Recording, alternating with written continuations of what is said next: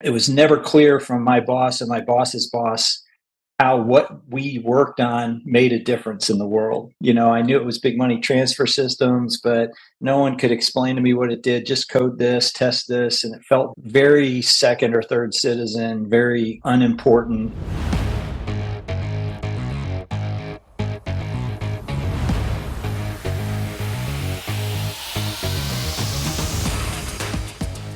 Good morning, good afternoon, or good evening, depending on where you're listening. Welcome back to AI and the Future of Work, episode 304. I'm your host, Dan Turchin, CEO of PeopleReign, the AI platform for IT and HR employee service. If you like what we do, please tell a friend and give us a like and a rating on Apple Podcasts, Spotify, or wherever you listen. If you leave a comment, I just may share it in an upcoming episode, like this one from Omar in London, who is an analyst at an investment bank and says he listens on the tube during his morning commute.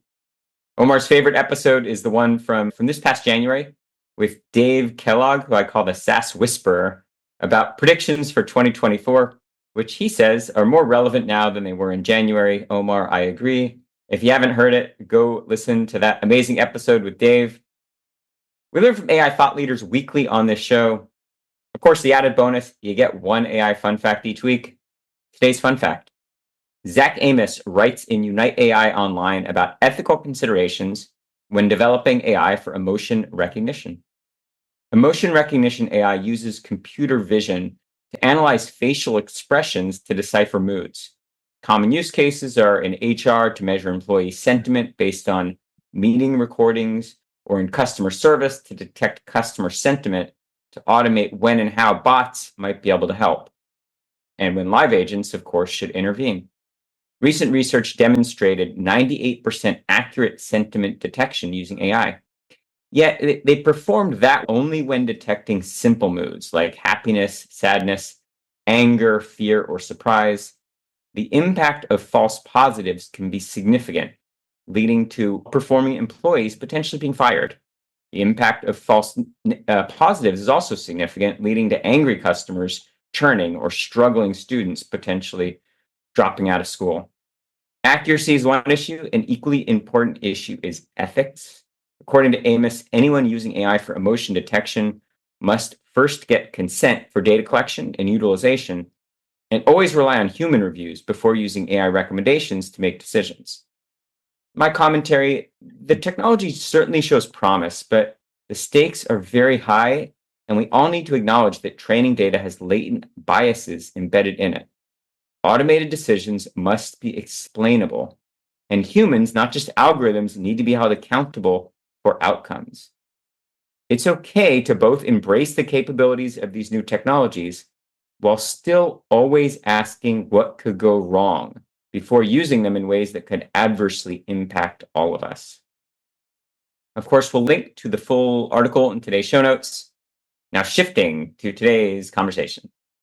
Dave and I met recently at the Acadian Ventures LP event, and I knew you just had to meet him. Dave Smoley has been at the intersection of tech and work for 3 decades as a serial CIO or tech leader at this truly amazing list of companies. I could not possibly make this up. General Electric, AstraZeneca, Honeywell, Flex, and then most recently, Apple.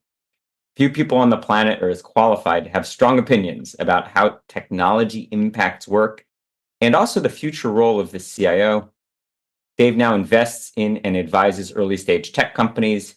He holds BS degrees in computer science from Clemson and an MBA from UVA's Darden School. Thanks to Thomas and Jason, friends of the podcast, from Acadian Ventures for the introduction to Dave. And without further ado, Dave, it is my pleasure to welcome you to AI and the Future of Work. Let's get started by having you share a bit more about that illustrious background and how you got into the space.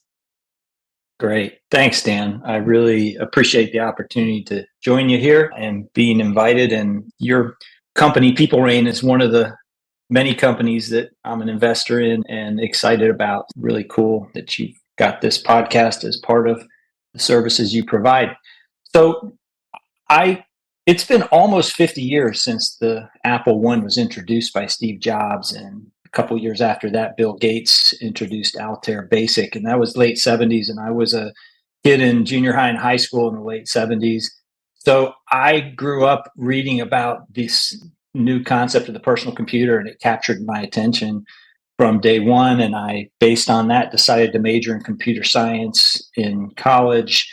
Loved math, loved the problem solving, was fortunate enough to get a job at what was at the time Morgan Guaranty Bank, now JP Morgan in New York City, as a programmer in the money transfer division.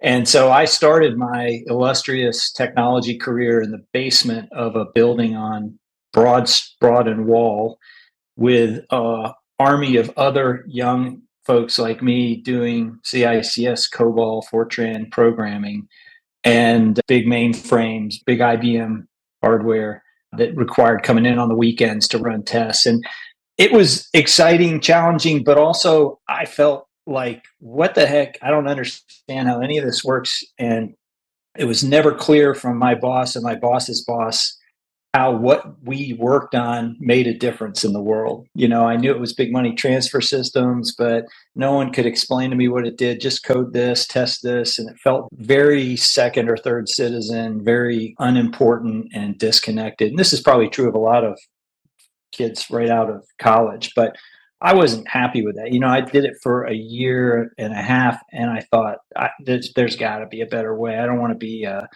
second-class citizen in the basement of a bank somewhere, even though it's an important bank and money's important and all that. So I decided to go back to graduate school, get an MBA, and pivot to focus more on the business part of it, the big picture part of it. And so I learned a lot about business leadership and marketing. I had a summer internship with General Mills working on Betty Crocker ready to spread frosting, which was a complete 180 flip from working in the basement of a bank. And wasn't crazy about that. Wasn't crazy, didn't feel like frosting was going to change the world. So I was thinking where other areas I could focus on, and I became consumed with durable goods, which led me to General Electric. General Electric had these great entry-level programs at the time. I joined on a program manager development program, and my first job was managing the transition of manufacturing programs from Kentucky to China, Korea, Japan, because the determination had been made at this state of early globalization that manufacturing would be better done in low-cost countries, but we could keep the engineering here in the US. And so that was what I did. It was a great, very exciting position. But I spent 4 or 5 years at GE rotating through a bunch of leadership roles that were not tech related at all. And I thought I was on my way to a non-tech career. And it was about the early to mid 90s when I was in a division of GE called GE Motors, and they were trying to rewrite an old order management system. And I happened to be in marketing and customer service. And the CEO of the company said, "Hey, Dave, you've got IT on your, you study computer science, and I need help on this computer program. I want you to get in and help." And I said, "No way. I'm not a tech guy, not interested. Find somebody else." And he said, "No, I need your help on this. You've got computer science, you've got customer service, you've got all these things. Jump in there." So I agreed to jump in on this order management rewrite that was happening in India, one of the earlier programs of taking advantage of all the terrific talent that we've got in India, and found that all of a sudden my knowledge as a computer scientist and a programmer, combined with my years of understanding sales, marketing, order management, customer service at GE, created this really powerful combination where I could talk to the tech guys, I could talk to the programmers in India and around the world, help them spec out the processes that they were trying to improve and make a real difference. And it was a eureka. It was the proverbial chocolate peanut butter combination that they had ads about in the past. So that was a pivotal moment for me midway through my 11 years at GE when I said, wow, technology is important. It is strategic. It is going to be a deciding factor in the future. And I pivoted back towards technology and then began to pursue a career at GE in technology leadership, ended up as a division CIO in a European business that was across 13 different countries. which was a fabulous opportunity. So that was what kind of got me back passionate about tech. I then stepped away from GE to do a bit of mid-career, maybe big companies aren't where I want to be, and joined a small venture capital firm on the East Coast doing tech investing right about the time the dot-com bubble burst. So the timing was not great for me because right away things were starting to crater and crash, and it wasn't a good time to be investing. But I also realized that this firm that I joined was 3 people and very small. It was an environment where I learned a lot of new skills, like how to look for leads, cold call, that learned the network that is around technology, entrepreneurship, and investing, and to network and find those deals, evaluate deals, and then bring them forward to a business model. All great stuff.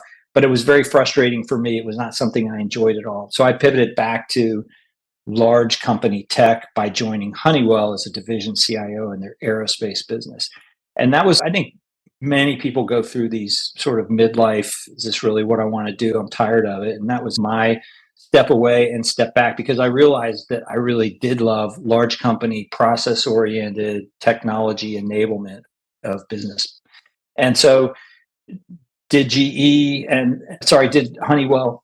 From there, I joined Flextronics, which was my first corporate CIO role. Flextronics is a contract manufacturer, one of the biggest in the world, makes for all the big companies, including Apple and Cisco and HP and so on. And from Flextronics, having learned that contract manufacturing business, I had an opportunity to leap across industries to AstraZeneca into pharma and help a fabulous leader, Pascal Soriot, who had just taken over as CEO, was driving big change in a turnaround situation, and really help him bring technology to the leading edge in that really important life sciences industry. And that was a fabulous opportunity. One of the things I love about technology, and one of the things I've benefited in my career, is the fact that technology can transcend industries. And so lessons learned in one particular industry in deploying technology and using it to be more effective and productive can be brought to other industries. And in some cases, there are industries, in this case, the life sciences and pharma industry was way behind the tech world in terms of applying technology. And I still think that's the case. One of the greatest opportunities today is that there are companies and industries around the world that are 10, 15 years behind the leading edge companies. And one of the great opportunities, I think, for technologists is not just what do you do with AI, but what do you do with AI in industry, in the tech industry? And then how do you take that to life sciences, or how do you take that to oil and gas or other industries that might be further behind? That was one of the terrific opportunities I had at AstraZeneca. And then wound my career down with an opportunity to join Apple, which was completely different because all these previous career opportunities, you called me the serial CIO, they were all chief information officers. So function head in a business where tech was not the primary business line item or product, it was an enabler. And Apple, as everyone knows, technology is the product, and there are a lot of products, whether it's the phone or the computing or the Apple Store, applications that are delivered, all kinds of products. And it's a heavy tech engineering environment, so it was completely different in terms of what the mission was, how work got done. And of course, as a guy who started this whole journey with Steve Jobs in my sights as a revolutionary epic leader and the work he did, it was really cool and fun for me to end up there and work with the people there and learn about that culture and that team. And now I'm doing the investing and advising, which is blast and enables me to meet people like you and get involved with companies like PeopleReign. So let's take those bookends of your career. So early on, you were at GE, and then you wrapped up your CXO career at Apple, two of the most iconic leadership cultures. What did you learn over the years from those companies, and maybe others included, about yourself, about your leadership style from being around those cultures? It's been such a fascinating journey. And I think that I would start by saying the way you sort of position GE and Apple at being quite different, I don't know, opposite ends, very different cultural style, leadership style, is 100% true. And that was actually quite hard for me as a leader to make that adjustment, but also incredibly interesting and rewarding to see those differences. And I think that, I would generalize a bit to say that GE, Flextronics, Honeywell, to some extent, AstraZeneca, a lot of these companies, they had big differences that are unique to the company. But in general, those are process-oriented, data-driven product organizations. And so there was a lot of similarity in how the organization was structured, how the healthier parts of the organizations operated in terms of collaboration and communication and structure and so on. And that was a lot of the same. Apple is completely different to those, not everywhere. I mean, they have a manufacturing component that would have a lot of similarities, but the heavy tech engineering orientation of the company is much more going to be in line with Google and other technology product driven companies. And Apple, and even with on those, there are differences. Apple is specifically highly decentralized.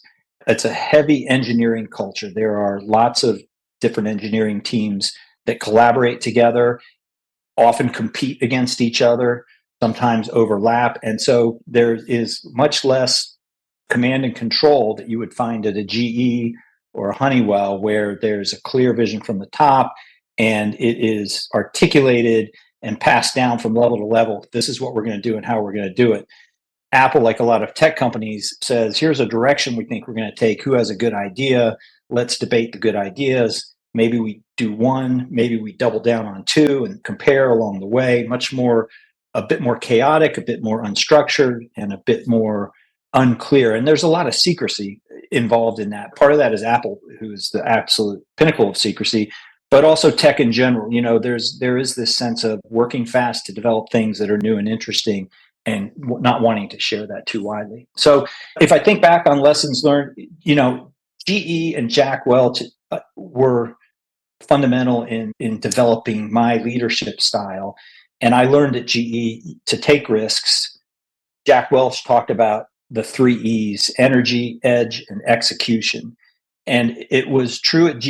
It was very consistent that if you were a high energy person, willing to work hard, willing to put in the hours, and willing to be enthusiastic and very high energy, and if you had edge, which would translate into being edgy, being someone who's going to challenge and ask questions and push the boundaries and not just take everything at the status quo. And if you had the 30 of execution, which meant you could deliver results. So you had a mission. Could you consistently be relied upon to execute on that mission? Those were the 3 E's. And if you could do those things, then you had all kinds of opportunities. So as a very young person, when I was at GE, I was given lots of responsibilities, like this full rewrite of an order management system. Following that, I was given responsibility for the inside sales and customer service and computer systems at this business, and then promoted into a major ERP rewrite and into a CIO position. So if you took risks, if you had those 3 E's, if you were bold, what I learned at GE was then you achieved results, learned, and grew. Apple on the other thing I guess I would learn both at GE and very much at Apple is the importance of teams and the quality of your team members and the makeup of your teams. And that increasingly is important as we get into this heavy cloud software, AI-driven world, where there are so many specific skill sets around particular parts of data science, for example, or particular parts of the programming life cycle. And you need to make sure you have the right skills, even when you as a leader may not understand what it involves to be skilled in those areas. Those were between what I learned at those 2 companies. Those listeners who have never been in the CIO role might look from the outside at all the C-suite shared services roles, HR, IT, finance, legal, etc., facilities, and say they're all the same wherever you're doing them. And yet I suspect, from an insider's perspective, that running IT at a pharmaceutical company is probably quite different than at, say, a consumer electronics company. How do you feel the best CIOs, or specifically Dave Smoley, how do you adapt yourself to the needs of the business and see yourself as a partner to the business beyond just the keep the lights on exec? Yeah, I think that's important. There are different CIO roles, and I mean, I'm clearly someone who is interested in driving change, interested in breaking the status quo, in improving results, improving company performance.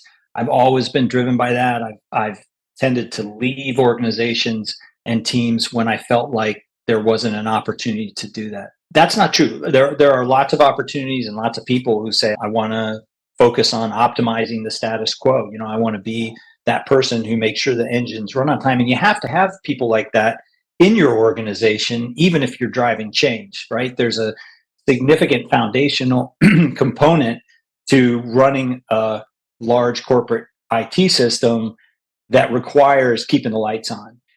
But how can you combine keeping the lights on with enabling change, process improvement, and the adoption of new and application of new technology into areas? So I think that's key. When I think of the different roles, I mean, I talked about how I got back into technology halfway through a career at GE when I thought I was heading off on a business track.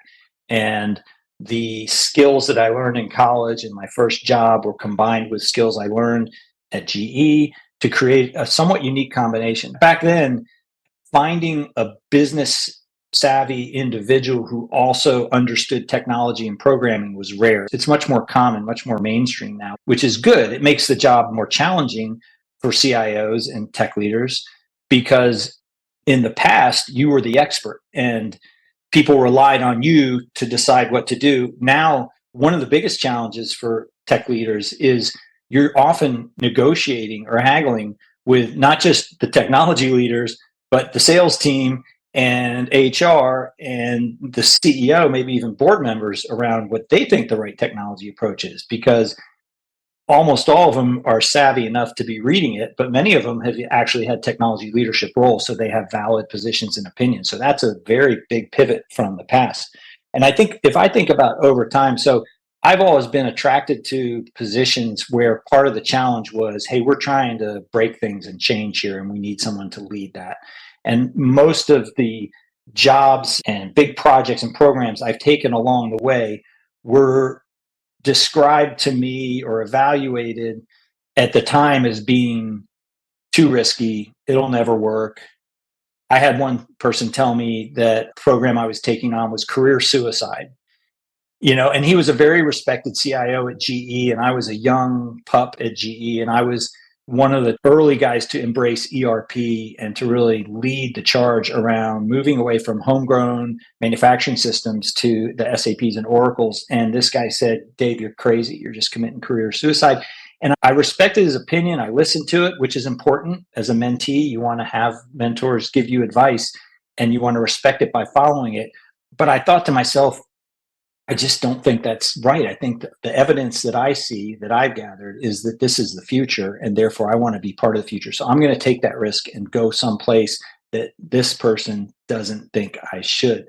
And so if I think about the C-suite role across these different companies, primarily what changed is the mission.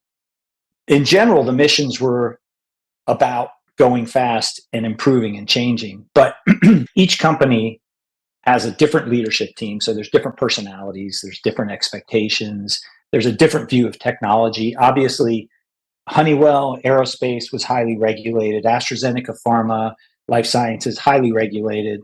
Flextronics, contract manufacturing for technology, largely unregulated. It was a cowboy culture, go as fast as you can, always say yes, and then figure out how to deliver.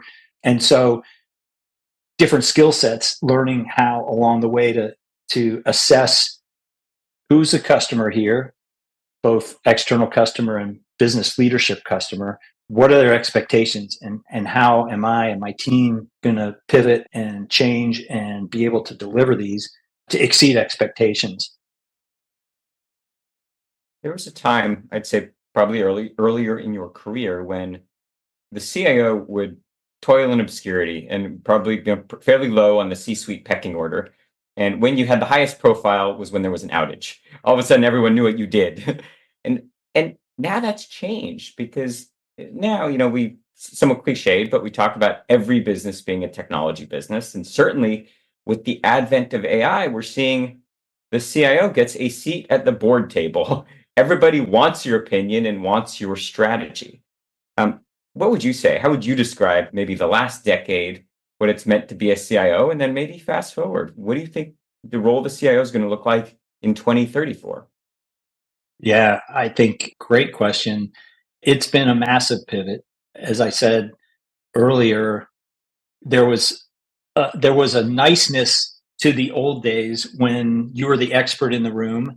The hard part of that was you were in a box, right? So it was a tool on the shelf, and we have a tech question. Let's bring that tool. Dave, come here, answer this question. Okay, great, thanks. See ya, right? And the answer from them might be, sorry, we can't afford it, or we think it's too risky, or we don't want to. Or it could be, great, thank you for your advice, we'll follow that. But it was a tool. You were the expert, you gave your opinion, and then it was evaluated in the overall business scheme of things, to now where everybody thinks they're the CIO. And if you're not helping a particular part of the business, guess what? Thanks to Google and cloud computing and Salesforce, they're going to go off and develop their own thing, perhaps without you. And so you have this constant need to say yes, but also help people understand that their expectations around what can be done, how much it'll cost, how fast it will be, what kinds of results they might expect, particularly with AI, where we're way up the hype scale right now. There's so much that we're learning every day as this rapidly evolves, but everybody's read about it. So every part of the organization is saying, hey, what's our AI plan? And by the way, Mr. CIO or Mrs. CIO, if you don't have an answer for me, that's fine. I'm already taking a few of my people and hiring a few others, and we're going to go figure it out for ourselves. So you've got this constant herding of cats where you want to enable other people, but you want to keep the company safe and secure. You want to make sure we're not being duplicative and redundant and wasteful on resources, that we're not following diverging technology paths. All those things create a different challenge these days as being part of it. The good news is you can be, and in most healthy cases are invited to be part of the business and part of the business conversation. And the business across all industries is becoming more tech centric.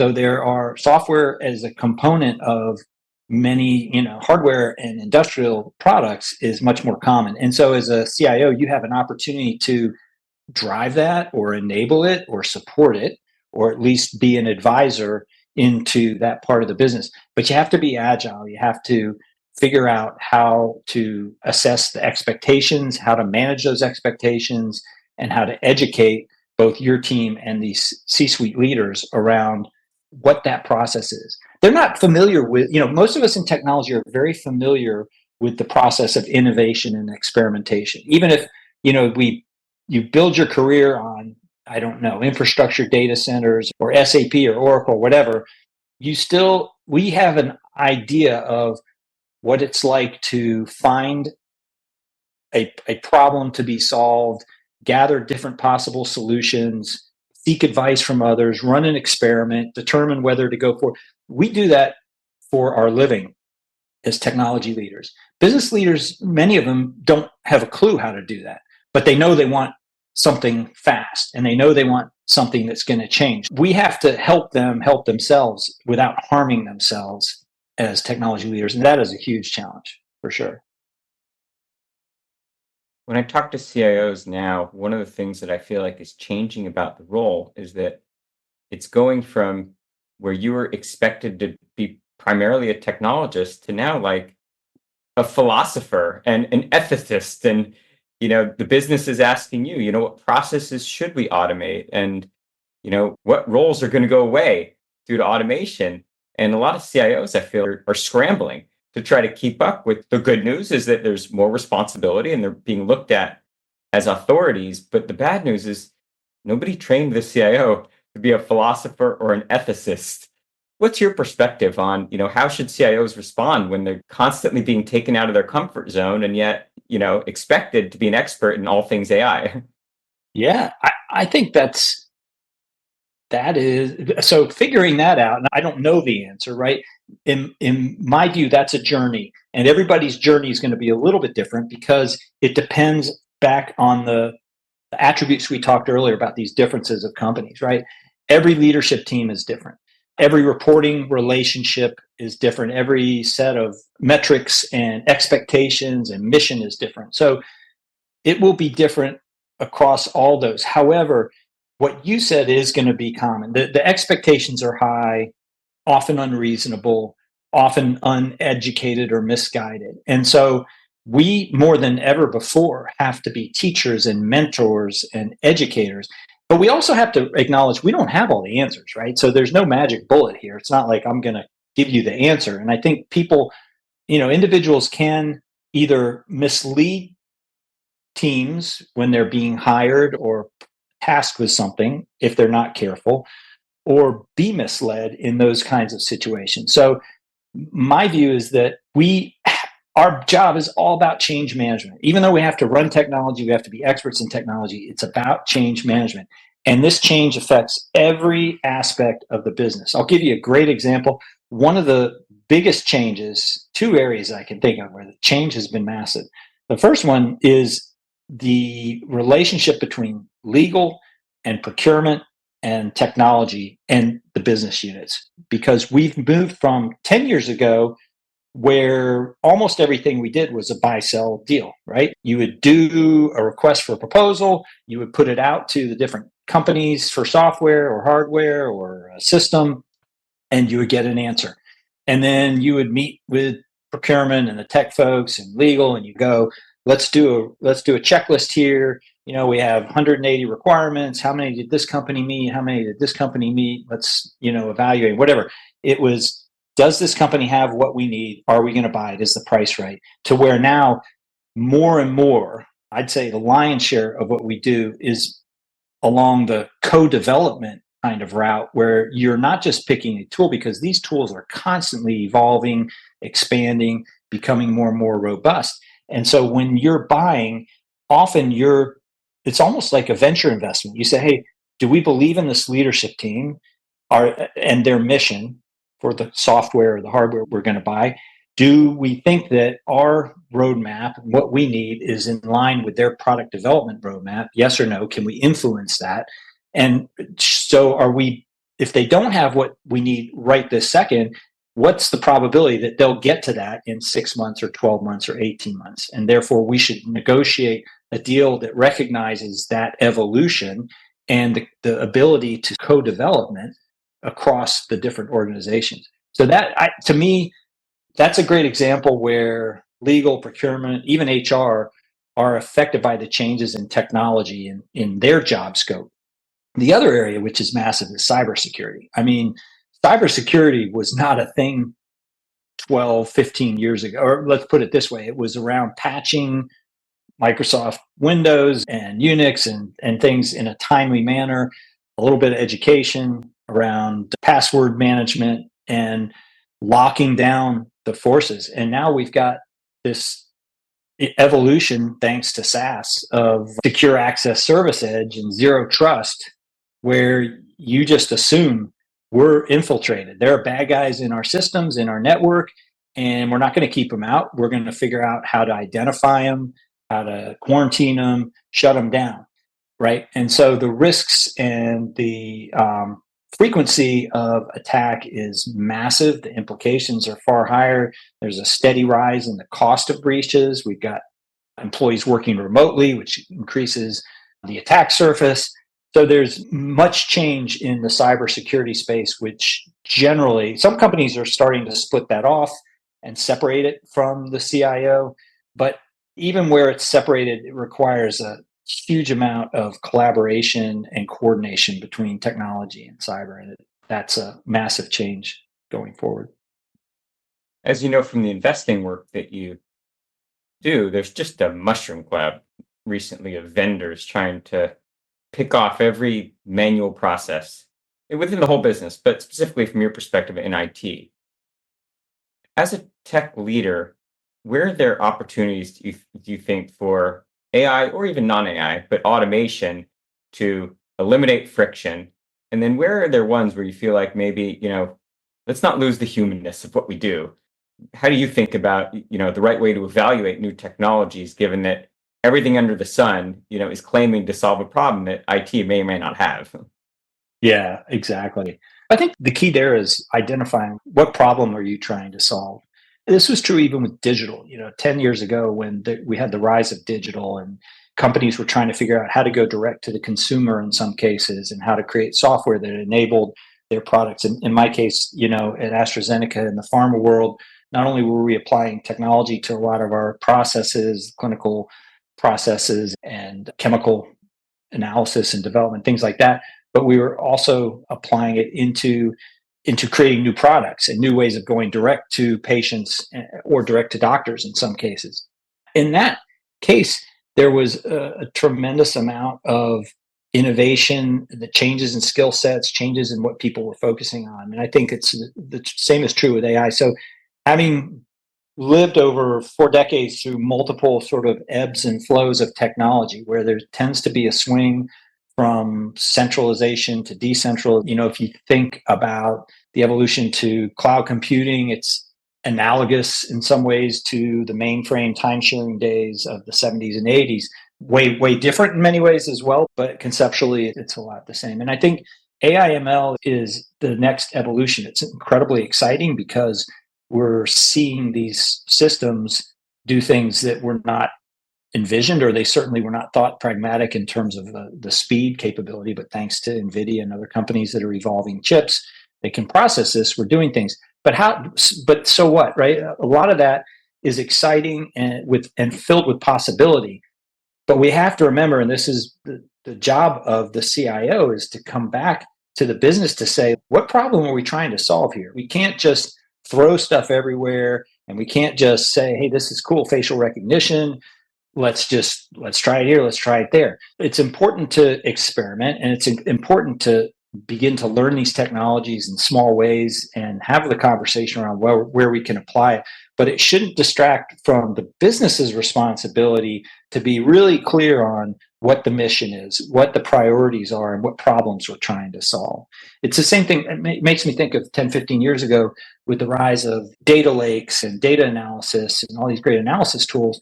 Everybody wanted to buy them. Everybody wanted to implement them. But we struggled a lot of times to get the business to say, what question are you hoping to answer? Because that would determine how it's architected. It would determine which tools we pick. And it would be much more effective than if we just buy stuff, put it together and play with it and hope that something, good comes out the other end. So I think that, the AI/ML is a huge opportunity, and we need to keep up with the developments there as a coach mentor to the team, recognize we're experts, but we're not the experts.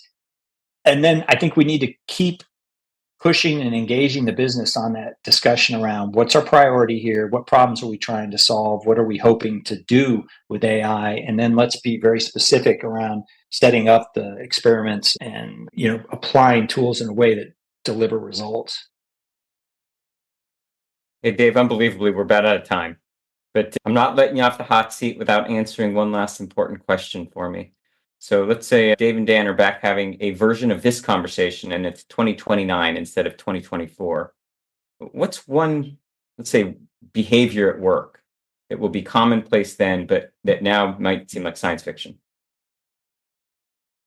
That is super tough. I think that we have a long road ahead of us, as I was saying, with SaaS and cloud software, data science, AI. These are all tools that are, there's so much more we can do just reapplying these. Mobile computing, I mean, look at the Apple iPhone as a powerful tool that just continues to get more powerful. We couldn't live without it these days, I don't think.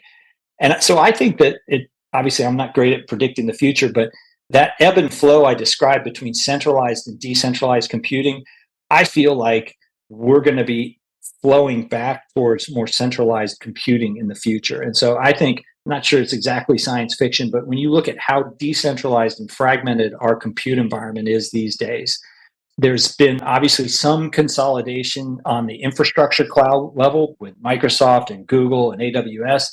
But I can see that as that moves up the stack, particularly as AI becomes more mature and clear around what its strengths are and what its strengths are not, could see consolidation over the next 10 years and flowing back towards more monolithic systems for a period of time before it probably then fragments and goes back the other way. I'll tell you what, you're going to come back here in a couple years, maybe sooner, hopefully sooner, and we'll get a chance to unpack that and see how you did. Awesome. Well, thanks so much for having me, Dan. It's been a pleasure. Hey, Dave, this has been fantastic. Thanks for coming and hanging out. And again, thanks to mutual friends, Jason and Thomas from Acadian, for making this happen. Thanks, guys. Excellent. Gosh, that's all the time we have for this week on AI and the future of work. As always, I'm your host, Dan Turchin. And of course, we're back next week with another fascinating guest.